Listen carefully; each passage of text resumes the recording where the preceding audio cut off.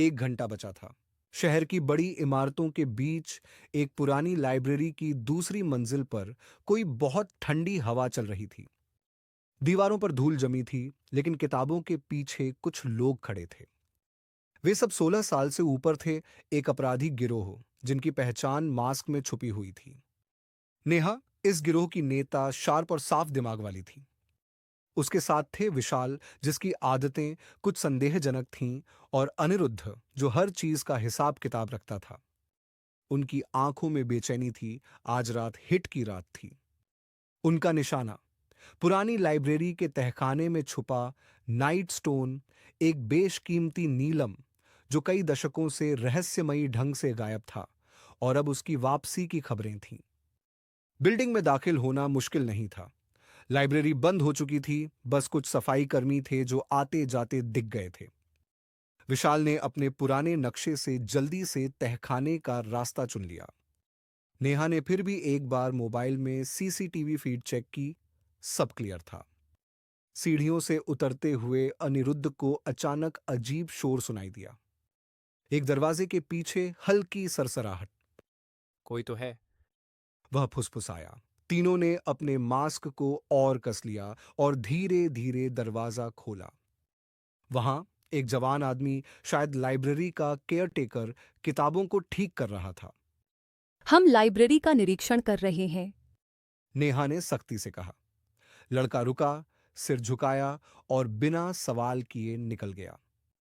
इतनी आसानी से निकल जाना सबको थोड़ा अफवाह सा लगा। अब सीधा निशाना था, एक चट्टानी तह में जरा छोटा पक्का लॉकर। अनिरुद्ध ने डिजिटल लॉक देखा, 4 अंकों का पिन चाहिए था। विशाल ने पुराने रिकॉर्ड्स निकाले और कुछ पुराने चेहरों के नाम से जोड़कर एक नंबर डाला, साहाब सरिंधाम। लॉक खुल गया। लॉकर के भीतर एक मखमली कपड़े में लिपटा नाइट स्टोन अपनी पूरी चमक में था, और एक सफेद कागज जिस पर बस एक लाइन थी, you are already being watched. Neha के चेहरे का रंग उड़ गया। कागज के पीछे एक चिप नजर आई, जीपीएस ट्रैकर। यह जाल है। नेहा ने फुसफुसाया। अचानक ऊपर पिकअप की आवाज और रेड लाइट झलकने लगी। पुलिस चौकड़ी को चारों तरफ से घेर चुकी थी। कुछ ही पल में सहसा सब भागने लगे। विशाल ने पीछे के गुप्त दरवाजे का रास्ता सुझाया, लेकिन नेहा झिझकी। वह तेजी से सोच रही थी, यह इतना आसान क्यों रहा? क्या केयर टेकर सच में बेखबर था? उस पर्ची का मतलब क्या था? तीनों एक बेकार से दिखने वाले स्टोरेज रूम में छुप गए। From outside a muffled voice shouted, हम जानते हैं कि तुम अंदर हो, बाहर निकलो। नेहा की नजर दीवार में छोटे से होल पर गई। वहां एक कैमरा था। उनकी हर हरकत रिकॉर्ड हो रही थी। विशाल धीरे धीरे घबरा गया।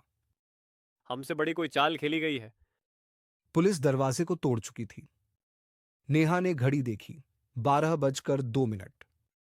जिस वक्त नाइट स्टोन गायब हुआ था, उसी वक्त आज वे पकड़े जाएंगे। लेकिन यहीं पर कहानी पलटती है।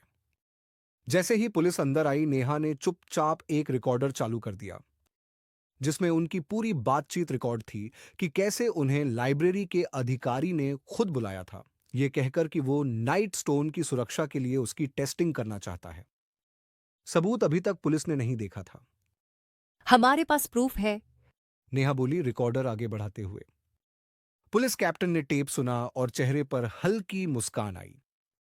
द पुलिस कैप्टन सेड, लगता है असली मास्टरमाइंडो कोई और है, उसने कहा। आखिरकार जांच शुरू हुई और पता चला, लाइब्रेरी के केयर टेकर ने अपने अधिकारी के साथ मिलकर नाइट स्टोन की चोरी प्लान की थी, ताकि बीमा क्लेम किया जा सके और अपराधी गिरोह को बलि का बकरा बनाया जा सके।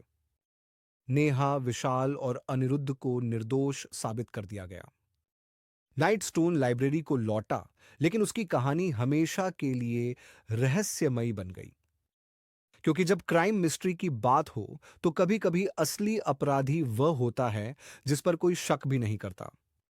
शहर में फिर से चुप्पी छा गई, लेकिन गूंजते रह गए सवाल, क्या अगला रहस्य सुलझेगा या फिर वही घूमता सा रह जाएगा?